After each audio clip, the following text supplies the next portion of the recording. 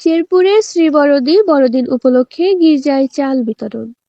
মোহাম্মদ দুদু মল্লিক, শেরপুর প্রতিনিধির তথ্য চিত্রে দেখুন বিস্তারিত।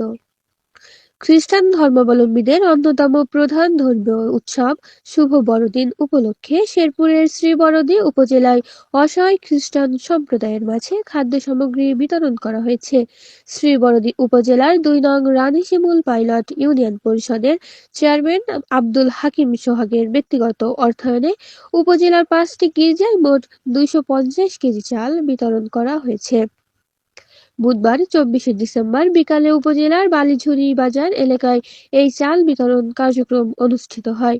অনুষ্ঠানে উপস্থিত ছিলেন রানীশিমুল পাইলট ইউনিয়ন পরিষদের সচিব মোহাম্মদ আবদুল্লাহ আল মামুন, ইউপি চেয়ারম্যানের ভাতিজা নাঈম ইসলাম, মনিরুল ইসলাম, ইউপি সদস্য সুজা মণ্ডল, আব্দুর রহিম, মজিবুর রহমান, নুরুল ইসলাম, শাহিদা বেগম, কল্পনা নাসরিন সহ স্থানীয় গণ্যমান্য ব্যক্তিবর্গ।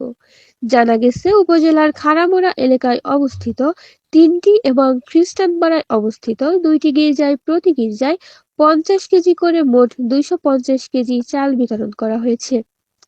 এ বিষয়ে ইউপি চেয়ারম্যান আব্দুল হামিদ সোহাগ বলেন, ধর্ম যার যার, উৎসব সবার। বড়দিন উপলক্ষে খ্রিস্টান সম্প্রদায়ের পাশে দাঁড়াতে পেরে আমি সত্যিই আনন্দিত। ভবিষ্যতেও সব ধর্ম ও সম্প্রদায়ের মানুষের সুখ দুঃখে পাশে থাকতে চাই।